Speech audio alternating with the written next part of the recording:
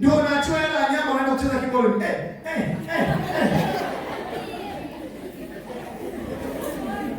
Lakini tunayo maandalizi ya mtoto wa kiume. Jambo la kwanza, uwe umeokoka vizuri na msimamo wa kiroho. Wanaume, uwe umeokoka vizuri na uwe na msimamo wa kiroho. Jambo la pili, ujazwe na Roho Mtakatifu na kuongozwa na Roho Mtakatifu. Wanaume ukiwa unajazwa na Roho Mtakatifu, kesho tunaanza kukutoa mke wako. Jambo la tatu, uwe na mahali pa kulala. Amina. Askari zangu, amina. Uwe na mahali. Sio unaoa unategemea nyumba ya dada yako aniamshe. Jambo la nne, uwe na kazi ya kufanya ili uweze kutunza familia baada ya kuoa. Sio umeoa alafu unamchukua na mke wako na mjukuu mnaenda kula kwa baba na mama. Ushindwe.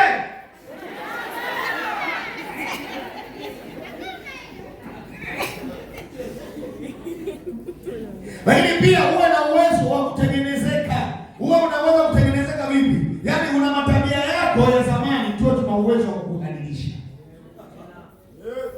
Kama vile unaweka mataulo chini ya miguu, uweze sasa kuanika. Uanike. Sasa hivi usifikie tu taulo tena hivi. Ukitoka kuoga, umeshaoa, ulikuwa unafanya hivi. Sasa hivi ngoma imebadilika, weka kwenye kamba ipigwe na hewa ikauke.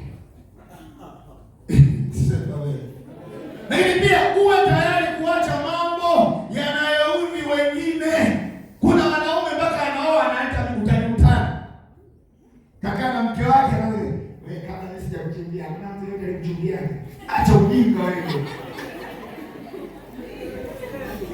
Chopo mbavu. Wewe unawahi kukutana na binti mwingine kwenye kambi huko kumchumbia. Unaanza kuuliza mimi. Sema amen. Ujue kuomba msamaha unapokosea. Maana mitume mingi hajui kuomba msamaha. Unakuta asubuhi nimekukosea, jioni nimenunua kitimoto nusu nimeleta wapi. Na wewe mwenzangu ulivyokuwa mlo wa nyama, ukiona kitimoto makosa asubuhi utaonyesha hivi. Chwa, kila siku usirudie usikia. Sasa nataka mwanaume ambaye atakuwa na uwezo kusema mke wangu nimekukosea nisamehe. Hiyo nyumba itakuwa na baraka. Sioni hata huku kwa leo kweli tumekaukiwa. Lakini jambo jingine, kuchukuliana na kusameheana. Mambo ya kuepuka. Binti aepuke mitego ya wanaume. Mtego wa kwanza, vijana wengi wanapenda sura yako na umbile lako.